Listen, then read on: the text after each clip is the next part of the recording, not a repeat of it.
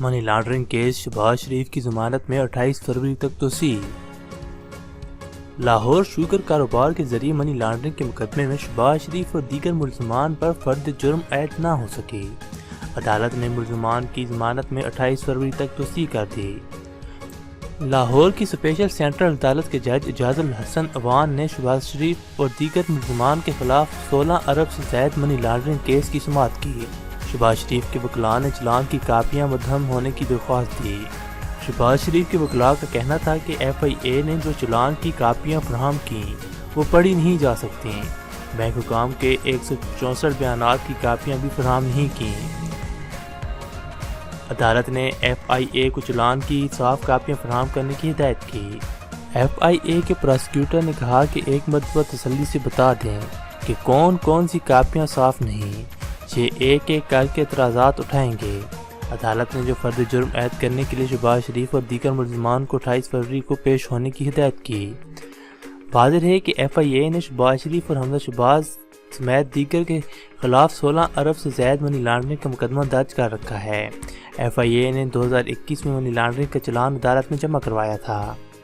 حکومت کا صحافی محسن بیگ کے گھر چھاپے کو غیر قانونی قرار دینے والے جج کے خلاف ریفرنس بھیجنے کا فیصلہ۔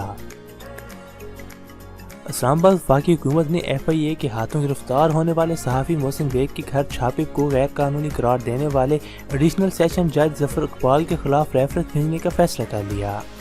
ایکسپریس نیوز کے مطابق ایڈوکیٹ جنرل اسلام آباد نیاز اللہ کی وزیر اعظم عمران خان سے ملاقات ہوئی، جس میں انہوں نے صحافی محسن بیگ سمیت دیگر کیسز سے متعلق بریفنگ دی۔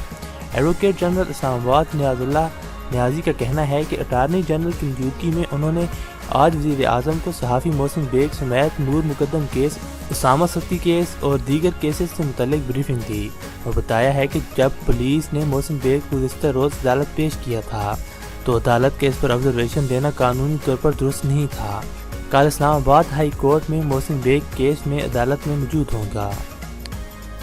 اس موقع پر وزیر اعظم نے کہا کہ صحافی سمیت کوئی بھی شخص قانون سے بالاتر نہیں اور قانون کی نظر میں برابر ہیں، کوئی میڈیا سے ہو یا کسی اور شعبہ سے ہو، قانون کی نظر میں سب برابر ہیں۔ عمران خان نے کہا کہ مختلف ذرائع کے ذریعے ہمارے خلاف منفی پروپیگنڈا کیا جا رہا ہے اور حکومت کے اچھے کاموں کو بھی کچھ لوگ منفی انداز سے پیش کر رہے ہیں۔ جو لوگ اچھا کام کر رہے ہیں، میڈیا اس کو منفی طریقے سے پیش کر رہا ہے۔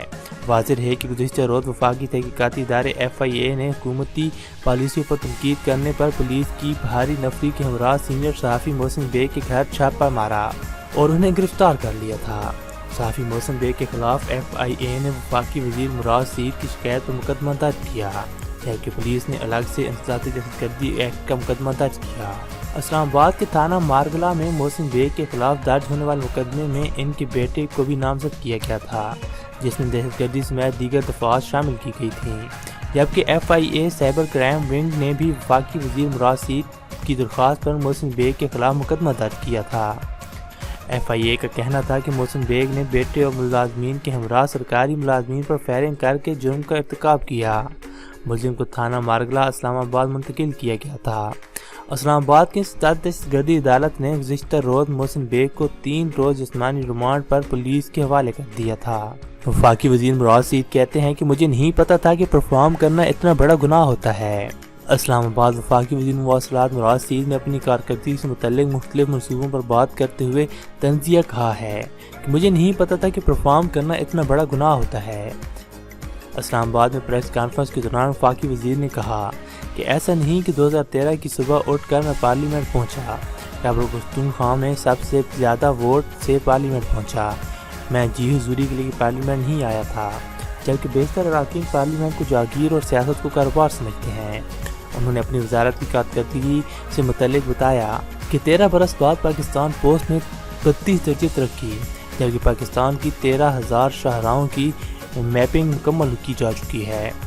میں جب ملک میں لوٹ مار ناانصافی پر بات کرتا ہوں تب قادر پٹیل، حمداللہ اور کبھی رانا ثناءاللہ میرے خلاف نامناسب اور غلیظ گفتگو کرتے ہیں۔ راسید نے کہا کہ میں نے Pakistan Tehreek Insaf P T I طلبہ ونگ کی بنیاد رکھی، دہشت گردی کے دوران اپنے لوگوں کی مدد کی اور عدلیہ بحالی تحریک ریمنڈ ڈیوس کے خلاف نکلنے والی تحریک میں شامل رہا۔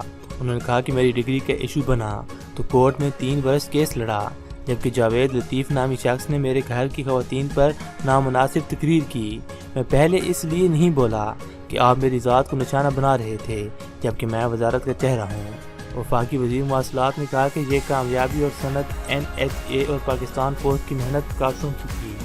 ناظرین اب تک کے لیے صرف اتنا ہی۔ مزید خبروں کے لیے دیکھتے رہیے سلمان نیوز۔